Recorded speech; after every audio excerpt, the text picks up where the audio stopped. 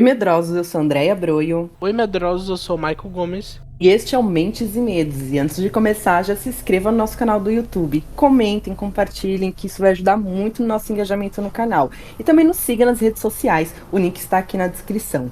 E se você quiser mandar o seu relato pra gente, pode mandar no nosso e-mail, mentesemedos@gmail.com. E para apoiar nosso projeto com qualquer valor, pelo Pix no e-mail, mentesemedos@gmail.com. E qual que é nosso tema de hoje, Má? Milagreiros de cemitério. Eu acho Milagreiros de Cemitério muito curiosos, porque é uma coisa assim, que é muita gente, né, que tem essa pegada de ficar cultuando alguns milagreiros que fazem ali promessas, né, sobre graças alcançadas. E o Brasil, nossa, eu fiquei impressionada como a gente tem milagreiros de cemitérios aqui.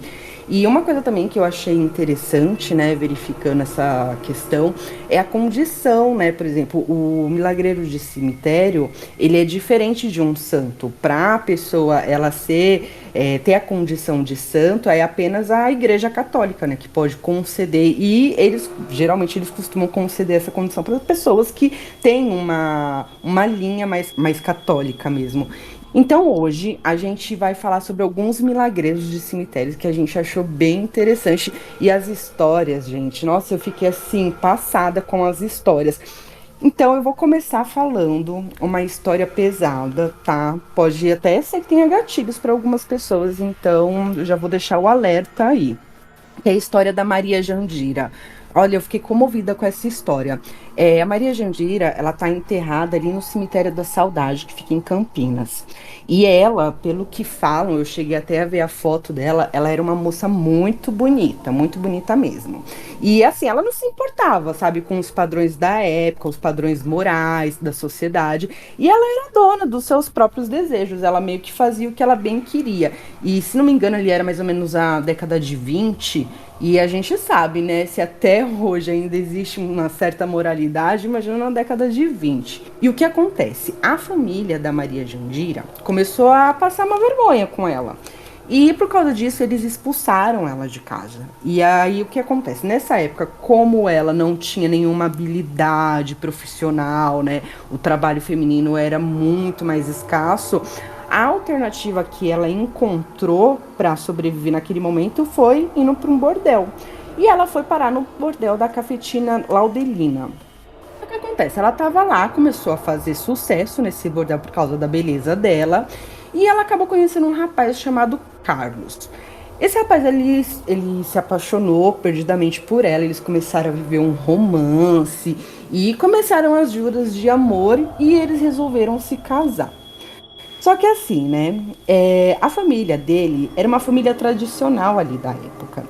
Então eles pensaram que, vamos fugir, né? Então, quando eles decidiram isso, a Maria, ela juntou todo o dinheirinho que ela tinha, ela comprou uma mala, comprou um vestido de noiva, e aí eles marcaram de se encontrar numa estação de trem. E aí nisso, beleza. Enquanto isso, ele foi arrumando as coisas dele na casa dele para se encontrar com ela. Só que em último momento, o Carlos, ele não resistiu, ele acabou contando para a família dele as intenções que ele tinha com a Maria Jandira, que ele queria fugir com ela, que ele queria se casar com ela porque ele estava apaixonado. Só que o que acontece? Como a família dele tinha condições, eles deram uma chantageada no rapaz. Eles falaram assim que tudo bem, ele podia fugir e ir embora com ela. Só que ele ia ser deserdado. E então, assim, ele ia ficar pobre. E nisso, ele acabou balançando a situação e ele optou por ficar. E enquanto isso, a Maria Jandira lá na estação de trem esperando o boy, nada dele chegar, o trem veio, o trem foi. Ela percebeu que ela foi abandonada, né? Veio aquele sentimento de decepção, de angústia, tudo mais. E ela voltou pro bordel, toda deprimida, desiludida da vida, né? Naquela situação horrível. E em um momento, assim, bem dramático e triste, ela acabou ela colocou o vestido de noiva, ela tacou álcool no próprio corpo e tacou fogo nela mesma. Imagina a situação. Então, o que acontece? As amigas dela ficaram muito comovidas com a situação e elas resolveram fazer uma vaquinha para dar pelo menos um enterro digno para Maria Jandira, né? Depois de toda essa situação, depois de tudo que ela passou. E aí o que acontece? O túmulo dela, depois que ela foi enterrada, o túmulo dela começou a ter muitas visitações de pessoas que se comoveram com a história dela. E essas pessoas elas começaram a fazer pedidos, né? E esses pedidos supostamente foram atendidos. E desde então, a Maria Jandira, ela se tornou assim uma milagreira de cemitério, e não só isso, tá, gente? Ela também é considerada a primeira pombagira do Brasil. E então ela foi também cultuada como uma pombagira conhecida como Rosa do Cemitério ou Pombagira Rosa Caveira do Cemitério. Bem específico, né, os nomes assim. E, bom, as graças que as pessoas buscavam da Maria Jandira eram justamente essas questões sentimentais, de amor, de questões mal resolvidas, né, que tem a ver com a história da vida dela. E aí o que acontece, né? Acontece quando a Maria ela começou a virar essa milagreira de cemitério, parte da sociedade da época de Campinas, eles ficaram indignados com aquela situação das pessoas estarem cultuando uma prostituta suicida. Saiu até em jornais da época, em matérias. Então, assim, foi uma coisa assim que teve a comoção, mas também teve o preconceito ainda, sabe? E realmente a história é muito triste. E a gente imagina a dor, né, que a pessoa passa. E mesmo acontecendo tudo o que aconteceu com ela, pensa nisso. Ninguém melhor para saber o que é sofrer de amor do que uma pessoa que fez isso tudo, né? Essa situação toda dramática. E também tem um relato bem interessante, né? Que aí já é um relato de aparição. Que falam que uma noite um dos seguranças do cemitério ele estava fazendo sua ronda e ele viu uma mulher ali, normal. Aí ele começou a se aproximar dela e chamar ela, ô moça, o cemitério tá fechado, tal. E nada da mulher responder. E ele indo atrás e se aproximando da mulher para falar para ela ir embora, né? E aí, de repente, ele começou a observar que ela começou a se virar para ele lentamente, como se fosse tipo um slow motion. E ela ficou observando ele. E quando ele reparou, ela estava flutuando. E ele percebe isso. E aí ela vira bem devagar para ele e pergunta: Carlos, é você? E aí nisso o segurança ele fala que ele ficou em choque, ele não responde e vê ela simplesmente saindo, flutuando, ela vira uma labareda e entra no seu próprio túmulo. Então tá aí uma questão de uma milagreira de cemitério com uma história dramática e comovente também, né? E segundo os relatos, ela realmente concede vários milagres para as pessoas que pedem aí. Conheci a história dela, Mar. Sim, eu conheci faz uns meses. E é uma história fantástica, assim, né? Pela toda essa história de ser deixado, né? E tal. E você acabar tirando a sua própria vida, né? E tal, nessa angústia. E sempre a gente ouve falar, né? Dessas pessoas que se auto-exterminam. É, que nunca não tem luz, né? Não tem um caminho bom assim, né? O que as pessoas dizem, né? Que já tá Mas condenado, né? Já é, tem essa pegada. e nesse caso a gente vê que você acreditando ou não, né? Ela se tornou algo sobrenatural, uma divindade, né? É, ali para as pessoas que acreditam e cultuam ela, né? Inclusive, né? Como você disse, ela se tornou a primeira pombagira brasileira que a gente tem aqui bastante, né, no candomblé e na umbanda. Eu não sei se tem outras religiões que cultuam também a pombagira, mas é bem interessante, né, ver como é assim, né, a gente vai no cemitério geralmente, né, para enterrar pessoas, conhecidos, entes queridos e tal, e a gente nunca pensa assim, né?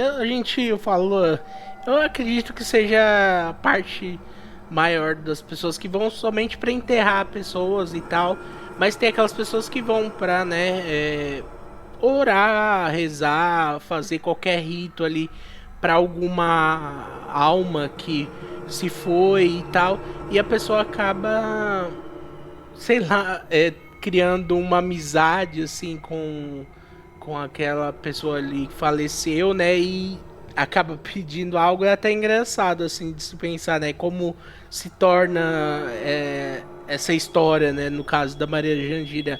Imagina, a primeira pessoa que foi lá pra, vamos supor, sei lá, orar pela alma dela, não sei o É, que. Aí foi de novo, aí acabou como comentando algo da vida, acabou recebendo esse milagre e passou para frente, foram outras pessoas. É muito interessante pensar assim, como se formam, né, os Um milagreiros. processo, né? É É porque verdade. é coisa de boca a boca e é muito muito tempo, né, que se passa para até Uhum. você ter todos esses milagres que se atém a essa pessoa, né, no caso da Maria Jandira, e a gente vê assim como é incrível, né, novamente, você acreditando ou não, se esses milagres foram feitos ou não, mas é fantástico, assim, a história é bem triste, mas também é bem interessante. Nossa, assim, é uma das histórias que eu mais gostei, assim, dessas de milagreiros do cemitério. E é muito fantástico, assim, eu não tinha muito conhecimento desse universo dos milagreiros do cemitério. Eu já tinha ouvido falar ali quando eu era mais jovem, quando eu tinha uns 10 anos, 9, eu ouvi falar das 13 almas e tal. Mas nos últimos anos eu comecei, né, a pesquisar mais, a ouvir mais pessoas falando, criou mais voz, né, esses milagres do cemitério com a internet, assim, tem muitas pessoas falando em reportagens, em vídeos no YouTube e tal. É muito interessante, assim, todo esse universo dos milagreiros, porque a gente sabe, né, que só a Igreja Católica que canoniza os santos e tem que se passar por várias etapas, né, e tal. E você tem santos, né, que a gente nunca ouviu falar e que tem pessoas que também não conhecem, assim, da própria igreja, que não conhecem essa pessoa, não fazem ali uma reza, não cultuam, né, esse santo.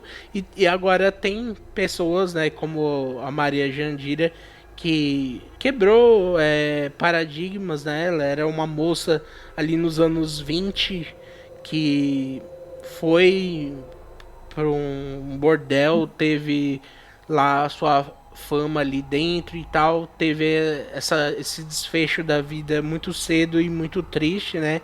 Com o auto-extermínio e tal, mas acabou se tornando essa milagreira do cemitério que é muito famosa e é uma história fantástica, assim. Então, eu acho muito legal tudo isso que envolve esse universo.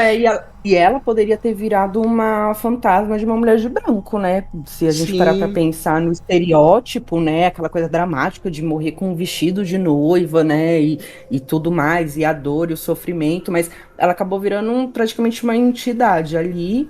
E realmente as pessoas, eu fico imaginando, eu gosto muito de arte tumular. Eu acho lindo essa questão dos cemitérios. Eu não frequento muitos cemitérios, né? Foram poucas as vezes que eu fui, mas quando eu vou, eu aprecio essa arte. Eu acho muito bonita. Eu acho que algumas pessoas vão até em um momento ali de reflexão, ficar sozinho e realmente, como você falou, vai ali, já sabe a história da pessoa, faz uma oração e acaba se vinculando com aquela energia de certa forma. E uma coisa que eu acho muito curiosa é que eu sempre ouvi assim, se você ficar, depois que a pessoa morre, se você ficar ali lamentando, você acaba prendendo a pessoa na terra, tal. E eu acredito que o fato das pessoas irem nos túmulos ali, ficar fazendo pedido, acaba alimentando aquela energia, sabe? Então isso só vai crescendo e sendo alimentado. Interessante também, não é uma coisa só nossa, a gente vê isso em outros países, a gente vê isso no México também, é bem forte lá. Na América do Sul, né, e na América Central, eu acho que tem uma pegada bem forte desses milagreiros de cemitério, muito interessante. e o próximo milagreiro do cemitério é a menina Isildinha, que é conhecida como o Anjo do Senhor, e é um símbolo de fé do povo de Monte Alto. E o nome verdadeiro era Maria Isilda de Castro Ribeiro. Ela nasceu na freguesia de Lanhoso, em Portugal, no distrito de Guimarães, em junho de 1897 e faleceu em 25 de maio de 1911. E o irmão dela, né, veio para o Brasil E na década de 50 ali, ele trouxe, né? Ele resolveu trazer os restos mortais da irmã dele para o Brasil, para ser enterrado aqui na capital paulista, mais próximo dele, né? Ele já tinha ali Uhum. uma condição financeira boa. E quando foram, né, abrir ali o caixão para trazer os restos mortais, viram que o corpo dela estava incorrupto, né? Então ali já criou uma coisa assim, nossa, uma pessoa depois de tantos anos tá com o corpo incorrupto, né? Então já acabou criando essa essa, essa história, né, de porque a gente sempre vê nessas histórias de corpos incorruptos é, sendo coisas muito sobrenaturais assim, né? Porque não é muito raro a gente ver um corpo É. que não se É uma das decompôs. condições até da igreja, né, para Sim, santificar. e quando o corpo dela chegou aqui, o povo já começou, né, a cultuar bastante ela e vários milagres são atribuídos a ela. E ela hoje, ela tá em Monte Alto, no interior de São Paulo. Ela chegou, né, ficou aqui na capital e hoje somente tá a urna, né, ali onde ficava o corpo dela. Mas os restos mortais estão mesmo em Monte Alto. E Uhum. Maria Zildinha, eu sempre escutei assim as histórias, né, que rondam é, é, é, essa menina, porque esse negócio de corpo incorrupto eu acho muito curioso assim, né, porque tem muito aquilo da gente que a gente sabe, né, que tem o processo de decomposição, a gente sempre abre, eu acho, a gente não, né, pessoas que mexem, né, coveiros, né, Sim. e tal, que mexem com isso, Vai fazer insumação, né? você abre ali esperando ver ossos, né, e tal, restos mortais, dependendo, né, de quanto tempo leva ali para decomposição e você vai abrir para fazer você vai fazer a exumação e tal ali. E essa história ela vem mais de 100 anos, né? A gente tem essa história e tudo essas pessoas, né? Eu tava vendo até uma reportagem de uma moça falando que ela tava com um câncer muito assim em estado avançado e ela não tinha mais esperança de vida e ela costumava frequentar, né, ali onde a Maria Zildinha estava enterrada aqui no em São Paulo e ela fez esse pedido e tal e ela acabou recebendo essa graça, né? E ela até fez um ex-votos, né? Que é aquela forma de você agradecer ao Sim. milagre que você alcançou ali. E é muito bacana, assim, porque a gente também tem aquilo, né? A Maria Isildinha, ela morreu antes dos 14 anos ali. Ela era uma pré-adolescente. E então a gente pensa, né, muito isso de quando crianças morrem, né, a criança não tem muita maldade, então a gente sempre tem aquele negócio, né, que criança vira anjo, né, é uma coisa bem popular que as pessoas falam e ela era muito católica, né, essa menininha, ela frequentava a igreja e tal, então é uma coisa assim, é uma história que eu acho muito bacana, assim, tem toda essa egrégora do corpo ser incorrupto, como outras histórias, mas essa em especial assim eu curto bastante. Foi uma das primeiras que eu conheci assim em relação a Milagreiro do Cemitério, junto com as 13 Almas. E é muito legal assim você vê que as pessoas vão lá, tem essa devoção, acreditam e não precisa ali de uma ortóloga, né, da igreja atestando que aquela pessoa, no caso a Maria Isilda, é um santo e tal. E as pessoas vão lá e cultuam, não tem coisas relacionadas, né, a aparições sobrenaturais nem nada, mas tem essa coisa do milagre, né? Da pessoa vai lá É, da com, fé. com o Não, o coração. milagre É, forte, porque ó, uma pessoa que curou um câncer, sabe? E é uma fé muito grande essas pessoas que elas vão, igual essa questão, a cura do câncer. Nossa, o que que a pessoa depositou de fé em acreditar na Isildinha e saber que ela se curou, né? Aquela fé que ela acredita que ela se curou por causa daquela conexão que ela teve com aquele milagreiro. É realmente muito forte. E eu vejo que a maioria dessas pessoas que frequentam, né, os cemitérios, que têm essas devoções, tem muitos católicos, a grande maioria, né? Tem essa questão da fé em acreditar em alguém que morreu e ela tem uma energia pura, no caso da Isildinha, que era uma criança, e que pode fazer uma intermediação, né, entre o divino e os humanos ali. É bem curioso, assim, e é bonito, eu acho muito bonito, assim, sabe, essa questão também. porque geralmente, né, a gente vai no cemitério para lembrar das pessoas que já foram ali, parentes e tal. E é legal você pensar que tem gente que vai no cemitério para lembrar pessoas que você nunca conheceu quando estava vivo e tal. Você não teve nenhum contato. A pessoa vai lá de bom coração, fazer uma reza, uma oração, o que seja, e vai lá e se tem um coração assim aberto e tal, e acaba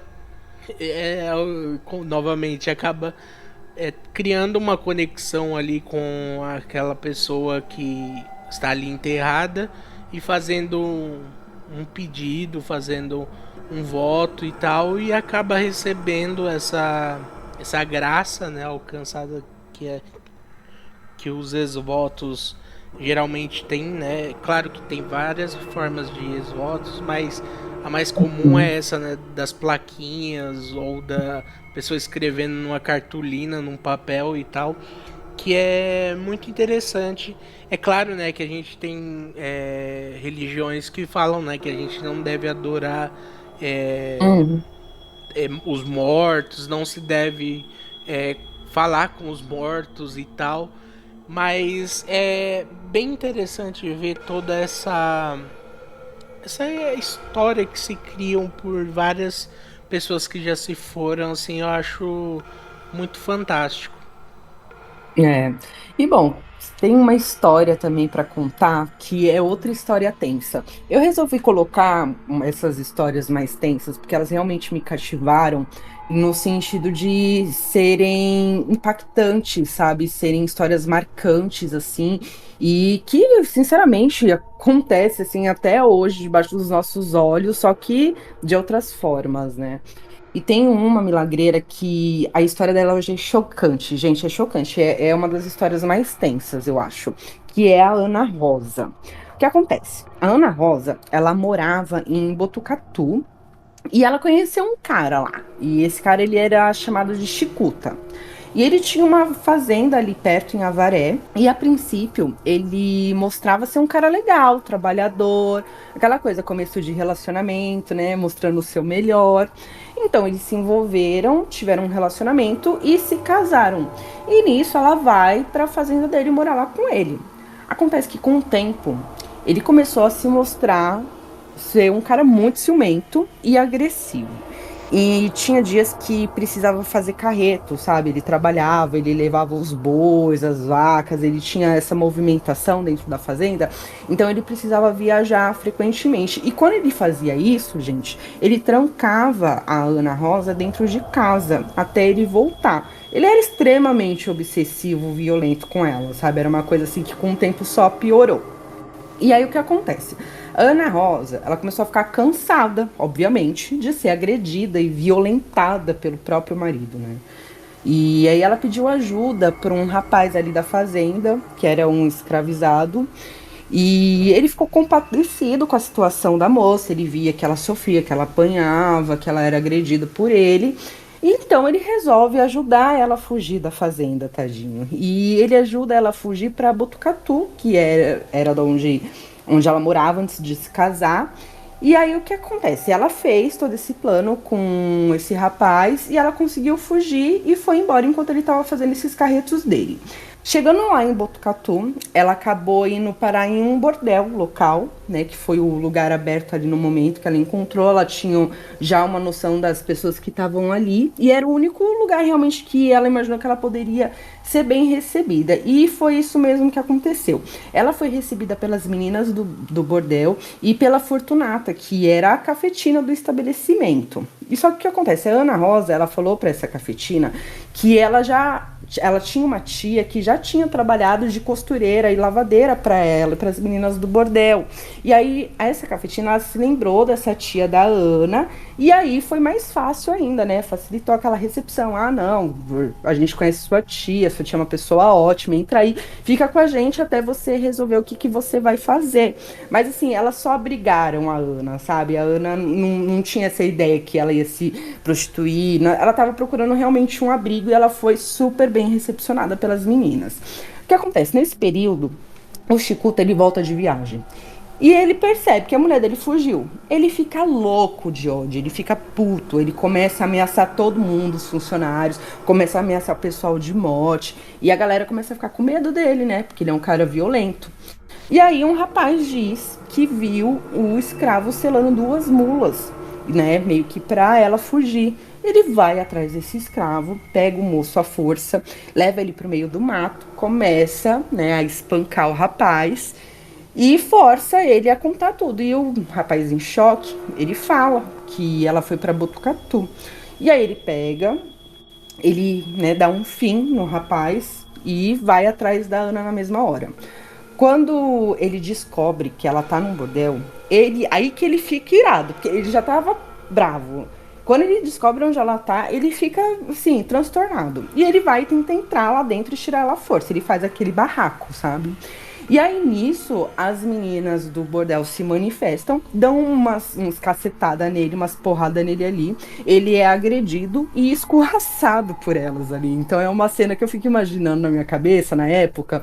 Nossa, deve ter sido muito intenso, sabe? Ele deve ter sido humilhado por elas. E assim, eu achei muito legal a união delas, sabe? Porque também, nossa, devia ser muito difícil ali a situação.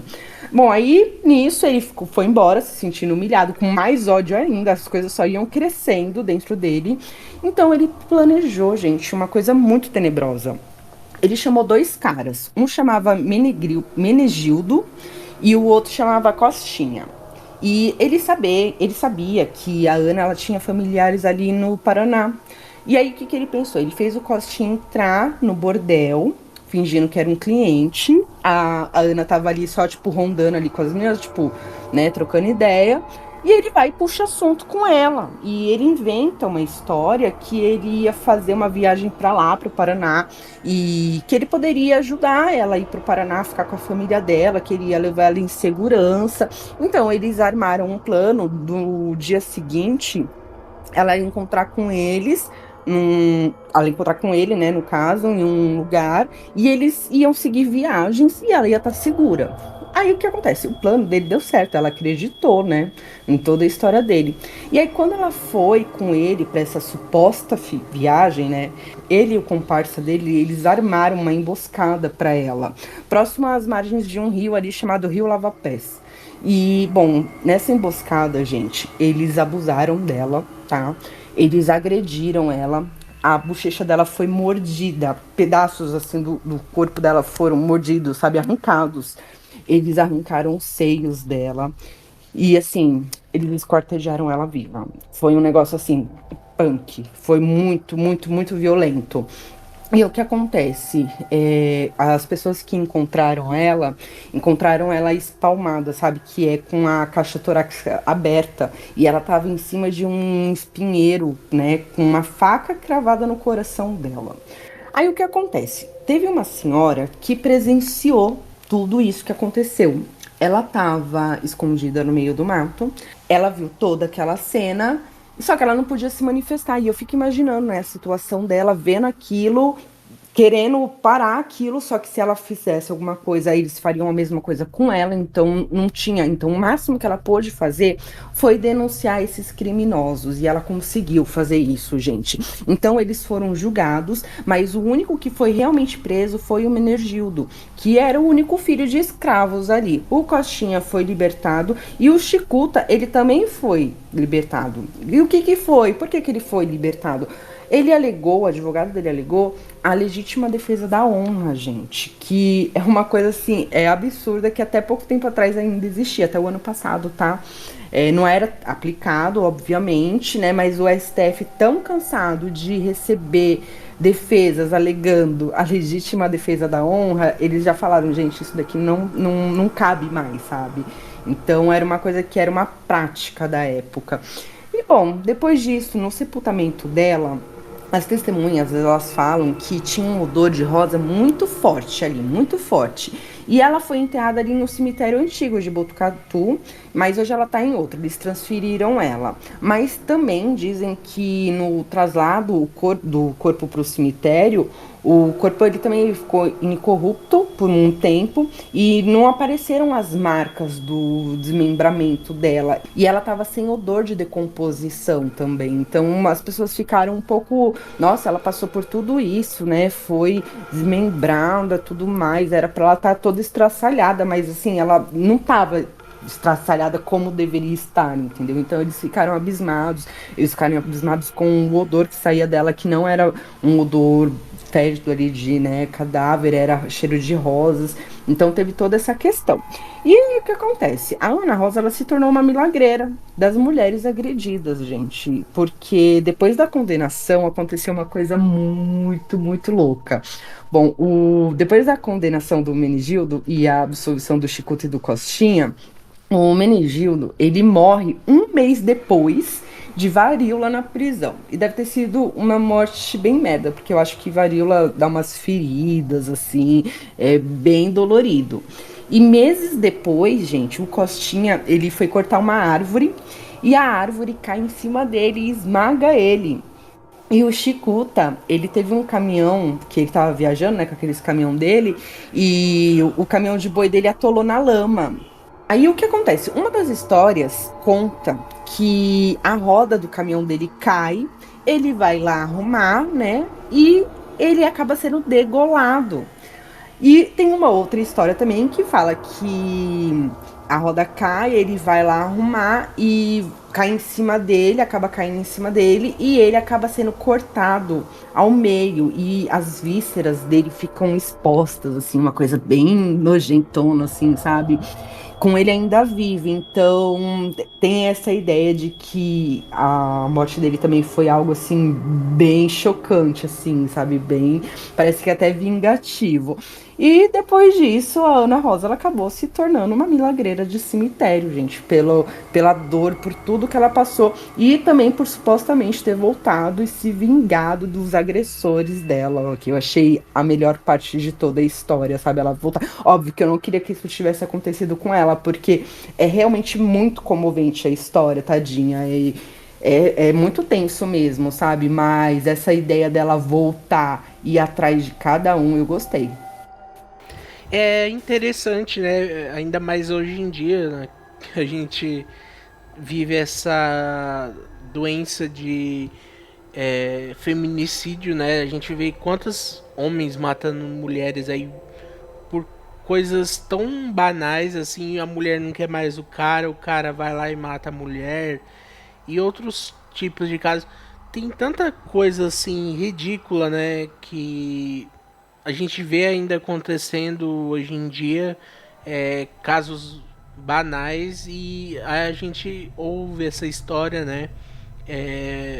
Vê todo esse contexto da época, mas mesmo assim a gente está em 2024, né? A gente tem essa toda essa tecnologia, todo esse conhecimento e ainda essas coisas horríveis acontecem hoje em dia. E essa história assim é muito triste, mas também é muito interessante, né? A gente vê toda essa coisa, né, do eles fizeram tudo isso com essa mulher e depois acabaram tendo essa morte horrível, né? Que é nada mais que uma justiça poética, né? Para mim, pelo Com menos. certeza, com E certeza. eu acho muito legal, assim, que a gente tem várias causas. A gente tem milagreiros cemitérios aí que tem causas por estudos, né? Que você quer passar em faculdade e tal. E você vai lá e pede e ganha, alcança esse milagre e tal.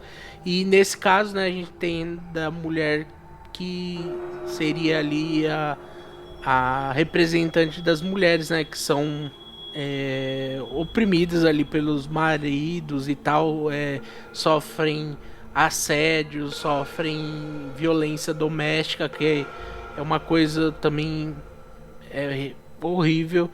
E a gente vê, né, como uma coisa tão antiga continua atual. E eu acho assim muito legal, é muito válido, né, a gente ver essas pessoas que cultuam ela ter essa referência, né? A gente saber que isso se perpetua, a violência, né, contra as mulheres, mas também essa história dela nunca vai ser esquecida, né? Eu e você aqui, É, por exemplo, daqui 20, 30 anos, vão continuar lembrando e as pessoas que estão escutando também vão lembrar disso. E tem todas as pessoas que fazem ali os seus votos com ela e tal. E eu acho muito bacana tudo isso, apesar de ter sido uma tragédia e tal, né, que acontece muito hoje em dia também, mas tem esse lado positivo também da gente ganhar uma consciência de que isso acontece, de que isso é horrível, que hoje em dia eu vejo muitas pessoas que não têm a sensibilidade, né? A gente vê muito, então acaba perdendo.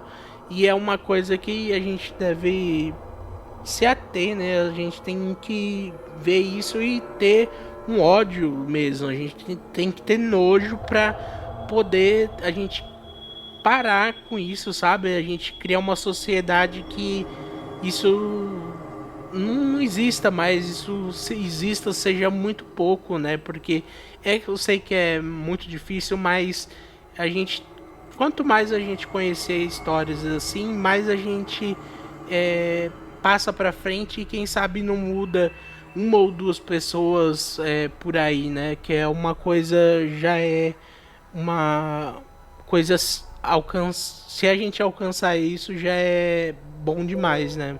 é.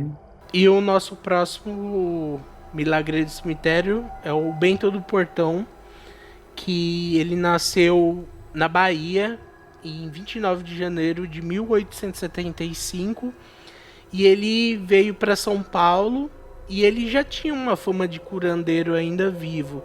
E ele vivia ali pelas ruas de Santo Amaro e ele ajudava as pessoas ali com pequenos serviços, né? Tipo, me ajuda a carregar, descarregar e tal.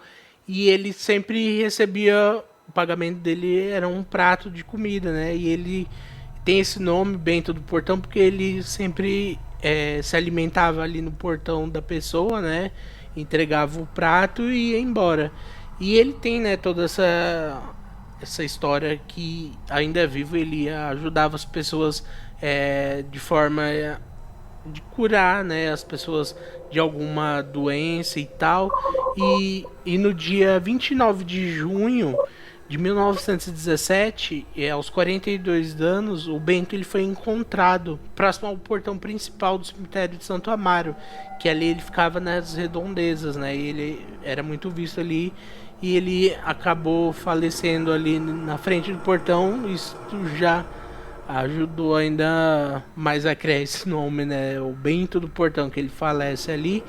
E depois da sua morte, as pessoas continuaram indo ali e tal. Ele já tinha essa fama, né? E ele continuou ajudando as pessoas, né? Tem todas as pessoas que vão lá, deixam seus ex-votos. E essa história dele eu acho muito bonita, assim, é muito interessante, porque ele é uma pessoa em estado de rua, né? Assim, ele não tinha casa, ele não era uma pessoa que tinha dinheiro, e ele fazia ali uns pequenos serviços, recebia a comida ali, comia e ia para próxima e tal. E eu acho muito bonito disso, de pessoas que ele não tinha nada, né? Ele não... E ele ajudava Ele outras. tinha um dom, né? Ele tinha um dom, só Ele um não dom e um tinha. sonho. Ele não tinha nada, quando eu falo nada ali, é coisas materiais, né? Uma Materiais. casa e tal. Não, ele ajudava ali as pessoas, ele cobrava só isso, um prato de comida para se alimentar, ajudava as pessoas ali com pequenos serviços, é, ajudava elas com essas curas, e mesmo depois de morto, até hoje as pessoas deixam lá os seus ex-votos, agradecendo a ele. Eu vi fotos do túmulo dele, assim, bem legalzinho, sabe? Eu até quero visitar um dia, se possível, que eu acho muito legal, assim. É uma história simples, mas eu acho muito bonita, assim, sabe? Me deixa emocionado quando eu conheci a história, assim, de ver pessoas simples, sabe? Não tem... A maioria, né, dessas pessoas que são milagreiros do cemitério são pessoas simples, né? Não são pessoas famosas e tal. Até tem, né, pessoas como eu tava vendo, o Ayrton Senna tá sendo Ah, tá virando, né? considerado um milagreiro do cemitério, que é uma coisa interessante também. Mas eu curto muito ver pessoas simples assim, tendo essa visibilidade. E para quem acredita, né, é uma coisa assim muito fantástica. Eu acho muito legal essa a história da Maria Jandira e do Bento do Portão, assim, são muito especiais para mim. Eu achei curioso o nome dele, Bento do Portão, né? Você imagina uma pessoa que, sei lá, realmente fica num portão e tem um símbolo, né? Se você parar pra pensar essa coisa. E realmente eu também fico comovida com a questão dele ser uma pessoa extremamente humilde, honesta, trabalhadora ali, né? Prestando os serviços dele em troca de um alimento ali, nada além disso, né? Se fosse de bom grado as pessoas darem mais, por que não? Mas ele tinha um reconhecimento ali regional. E isso só foi crescendo e você vê que mesmo com toda essa simplicidade existe esse respeito por ele e que se perpetuou. E realmente o dom, quando uma pessoa tem um dom assim de curar, é muito interessante, sabe? Porque tem essa ligação espiritual, tem a ligação da pureza, sabe? Então, eu acho muito bacana realmente também ele ter sido considerado um milagreiro, ter perpetuado isso, porque é como se fosse uma missão, sabe? A pessoa tá ali naquela missão e de uma forma muito limpa, muito calma. E realmente traz essa aura, sabe? O Bento do Portão, ele traz essa aura realmente de uma pessoa de mais leveza, digamos assim. Até porque a própria morte dele não foi uma morte dramática, né? Ele simplesmente se foi, né? O corpo dele se foi jovem, né? Você vê que não era uma pessoa mais ali nas condições também que ele estava, não devia ser fácil. E realmente é uma história muito bonita, muito comovente. E olha que gente, eu não sou católica, eu não acredito, não que eu não acredito, mas eu não cultuo, né? Eu acredito realmente na fé das pessoas, mas mesmo não sendo da religião, não tem como você olhar e ficar indiferente, sabe? Tem que ter um respeito, com certeza.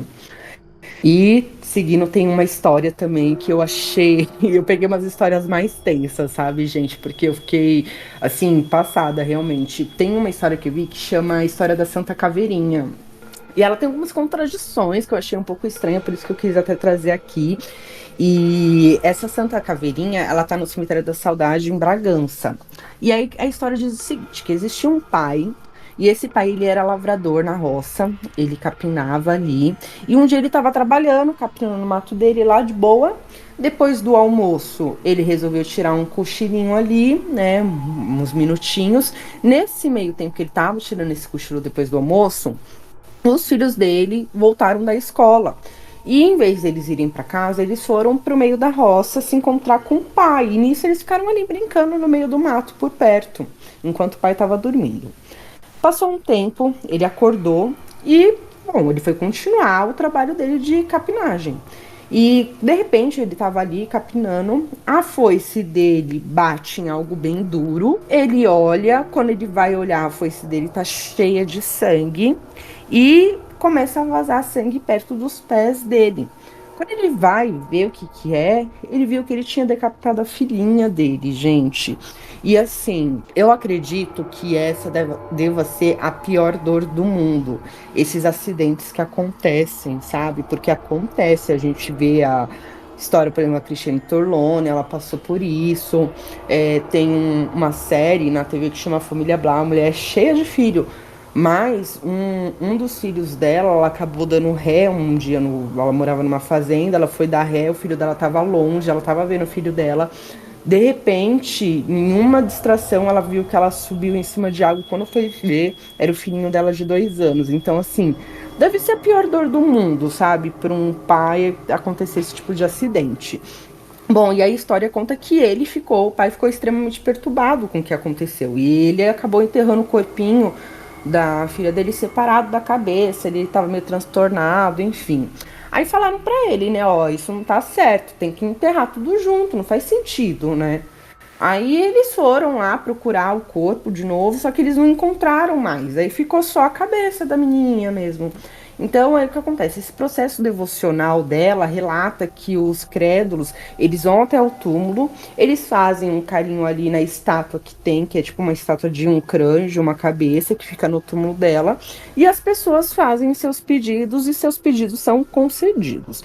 E eu achei muito interessante, porque também tem uma curiosidade nisso. Eu estava assistindo uns vídeos e eu tava vendo aquele pesquisador tumular, né, que é o Thiago de Souza, que ele tem um canal que te assombra, que é específico em relação à arte tumular, a milagreiros de cemitérios, é muito interessante. E ele relatou que quando ele foi ver esse túmulo, tinha lá, né, no cemitério, o senhor Haroldo. E ele trabalhava lá e ele entregou uma foto pro Tiago. Entregou uma foto não, né? Ele mostrou uma foto pro Tiago que estava no crucifixo em cima do túmulo e era a foto de um homem. Aí ele perguntou, né? Quem que é esse cara que tá no túmulo? Porque tem a caveira, tem uma foto de um homem. Aí ele fala, não, esse daí é o pai da menina. Aí ele, nossa, pai da menina, tá bom, morreu o assunto, foi embora. E aí o que é interessante nessa história é que o Thiago depois, ele foi visitar o cemitério da Vila Mariana, que inclusive fica aqui pertinho de casa, eu passo na frente dele todos os dias. É um cemitério pequenininho, mas bonito. Mas assim, tem uma questão nesse cemitério que me incomoda muito, que quando eu passo na frente desse cemitério, você percebe nitidamente a parte que é pública e a que é particular. E isso me incomoda, essa diferença, porque a parte que é particular, quando você passa, tem aqueles túmulos maravilhosos, aquelas artes tumulares.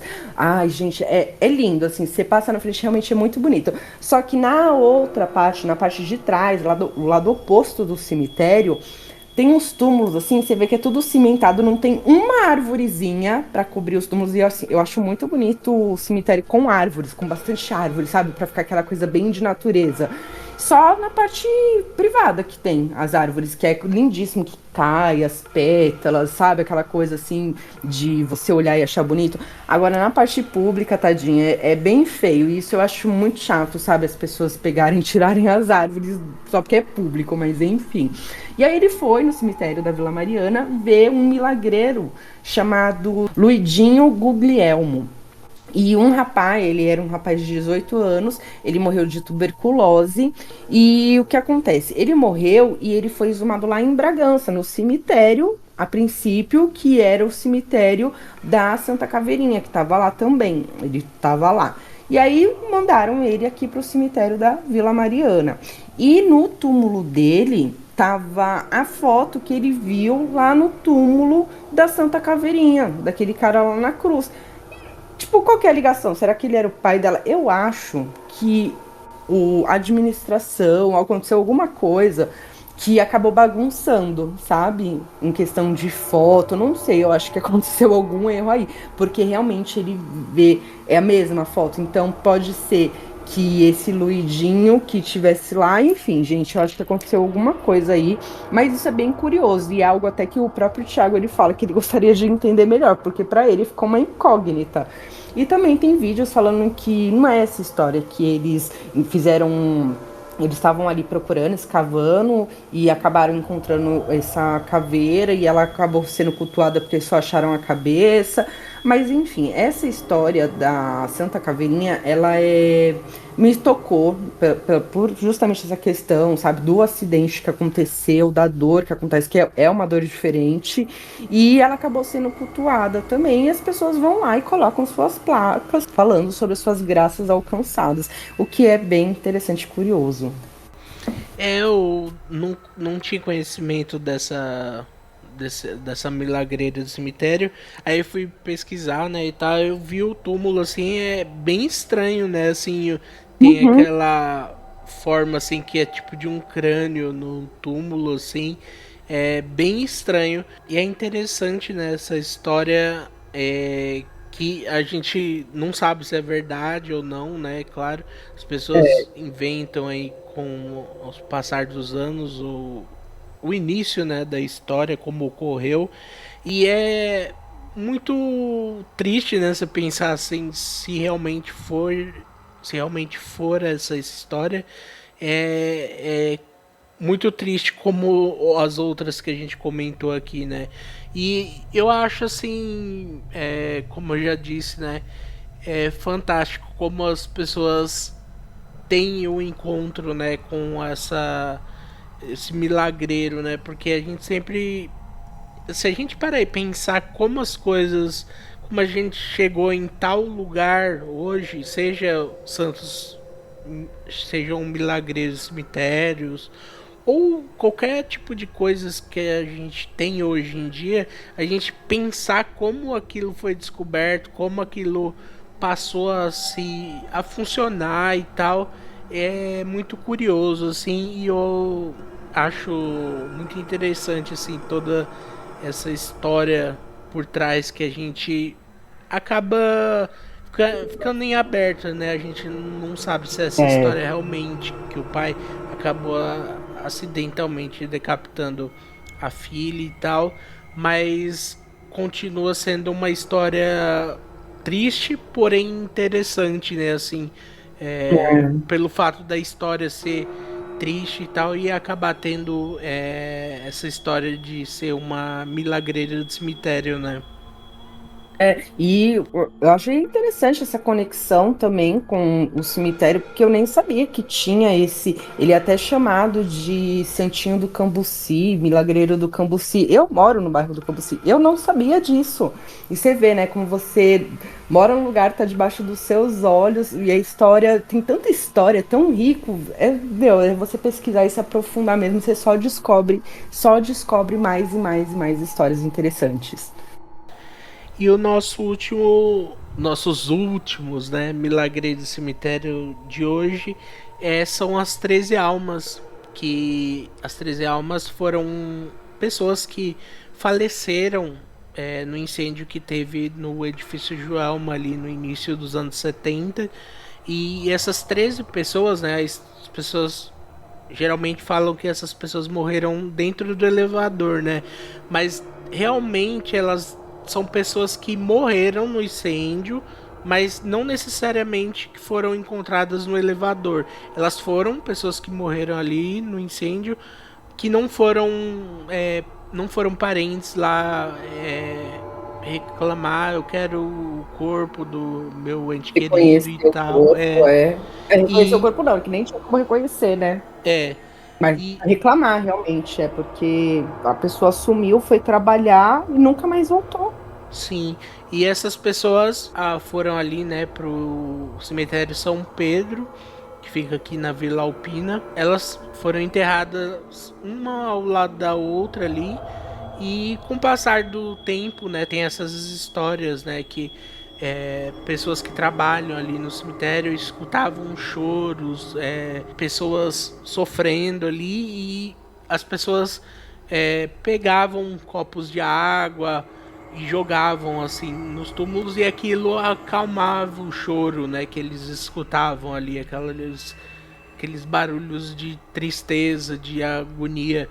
E com o passar dos anos, as pessoas foram lá, né? Acho que por curiosidade também de toda essa tragédia que ocorreu, visitar os túmulos e nasceu daí os milagres, né? Que as pessoas colocam sendo que foram recebidas, né, dessas 13 almas.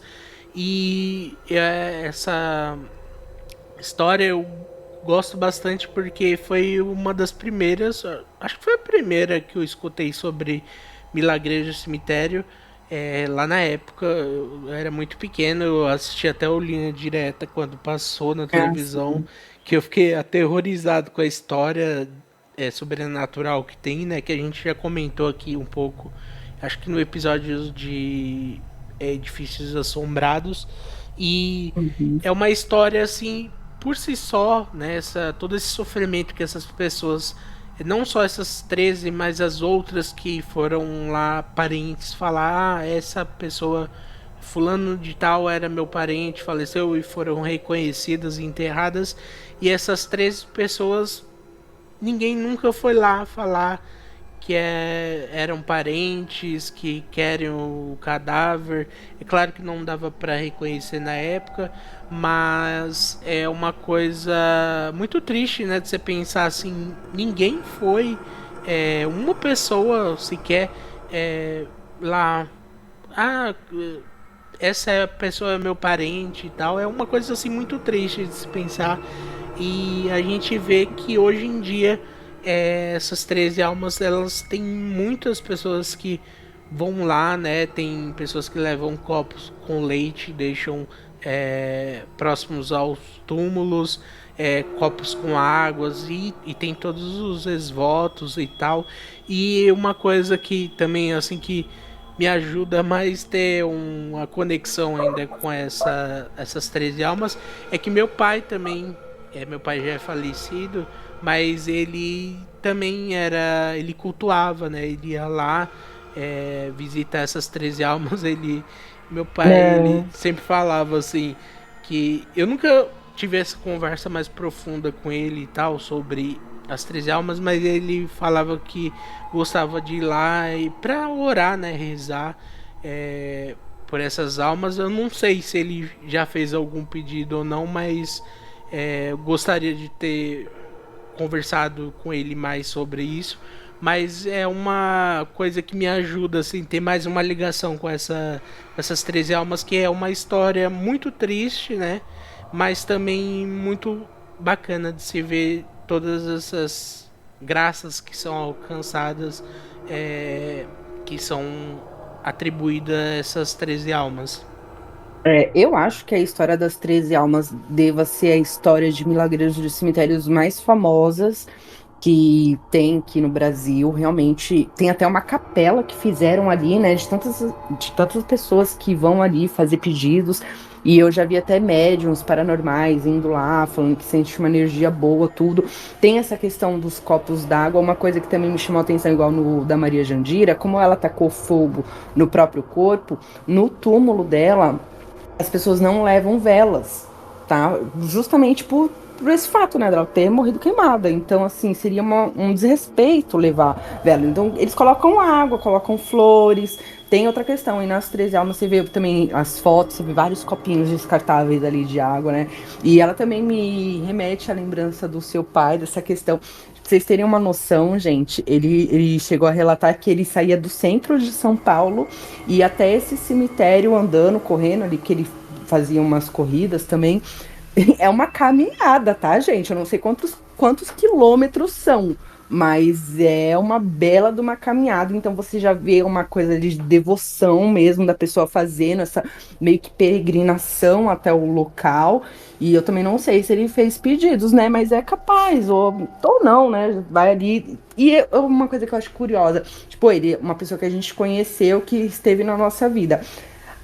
pessoa sente essa conexão com esses milagreiros, né? Qual que é? Tipo, será que é uma força que atrai ela? Será que é uma energia? Será que ela tem alguma coisa na mente dela que tem uma conexão em comum com o sofrimento ali daquele milagreiro, sabe? Ou simplesmente ela ficou impressionada? Não sei, mas chega a ser até um pouco sobrenatural essa ligação. Eu gostaria até de estudar, né, sair um pouco da minha área, e estudar a questão da psicologia, da neurociência, dessa fé inabalável das pessoas em relação a esses mortos, a esses supostos milagreiros, né? E é muito curioso. E eu gosto da ideia também de fugir um pouco da questão da Igreja Católica, sabe? Sair dessa vertente. E como eu falei, muitos católicos, né, têm essa mente aberta em relação a outros santos que não sejam necessariamente os santos beatificados ali, santificados da Igreja Católica. Eu acho curioso, eu acho triste, porque são histórias tristes, mas a gente para pensar, a vida não é fácil para ninguém. Sabe, não é fácil para ninguém mesmo.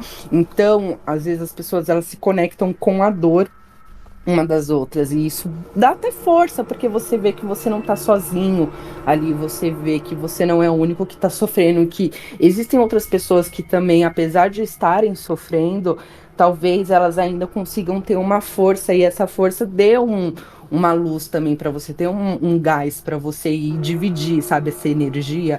Não sei, gente, mas o fato é interessante, é curioso, sabe? E assim, com todo o meu respeito que eu tenho por todas as religiões, é bonito também. E se a pessoa acredita, se faz bem pra ela, tá tudo certo, sabe? Tipo, não tem que questionar nisso. E, gente, são tantos milagres, a gente colocou aqui, ó, 6. Só assim, de passagem, porque realmente são muitos e muitos e muitos. Isso fora os da igreja mesmo, que eles colocam como santificados, né? E o número só vai crescendo, tá? Então, assim, é isso. Você que tá ouvindo a gente, você acredita nos milagreiros de cemitério? Você tem alguma história de devoção para compartilhar aqui com a gente? Alguma graça que você alcançou, que alguém que você conhece alcançou? Compartilha com a gente, porque às vezes tem pessoas que elas estão precisando ver ou ler ou ouvir isso para também sentir essa energia e por que não recebê-la, né? Estamos aí para isso. E é isso, Omar, você tem mais alguma coisa para acrescentar pra gente? Eu só queria falar que você sendo católico, evangélico, da Umbanda, da Quimbanda, de qualquer religião que seja, do Candomblé, espírita, não importa qual religião que você seja, é bom a gente respeitar todas as crenças, né, das pessoas. A gente vê muito isso, né, de pessoas, você não deve fazer isso, você não deve fazer aquilo, em relação a cultuar santos, entidades, o que for. Eu acho muito ridículo isso, sabe, né? Eu acho que a gente deve fazer o que a gente quer em relação a isso, desde que a gente não faça mal a outras pessoas, né, e tal. Uhum. E eu acho válido qualquer coisa que faça bem para a pessoa, que a pessoa acredite. A gente não tem direito de fazer a pessoa desacreditar daquilo, né? Porque eu acho muito feio, muito falta de educação a gente querer impor algo para alguém Ah, é. de ideologia e tal, seja qual for, ainda mais religiosa. Então eu acho que a gente deve respeitar, não deve ficar falando no ouvido da pessoa que isso é errado, isso não é, isso é certo e tal. Então eu acho que todo mundo tem que ter essa simpatia. A gente não deve ficar falando no ouvido das pessoas, repetindo, parece papagaio, sabe? Eu vejo isso tanto na internet que é uma coisa que me deixa até meio enojado. Mas é isso, são histórias muito bacanas, assim, histórias tristes, porém bacanas, assim, que quando a gente escuta a gente até fica emocionado. E foram 6 que a gente trouxe hoje, né? E tem o canal do Thiago, do Que Te Assombra, que também é excelente. Ele fala sobre vários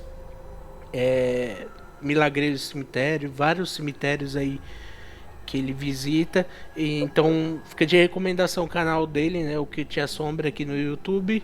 E é só, eu queria agradecer a quem ouviu até agora. Muito obrigado e até a próxima. Se você puder, compartilha, curte, comenta.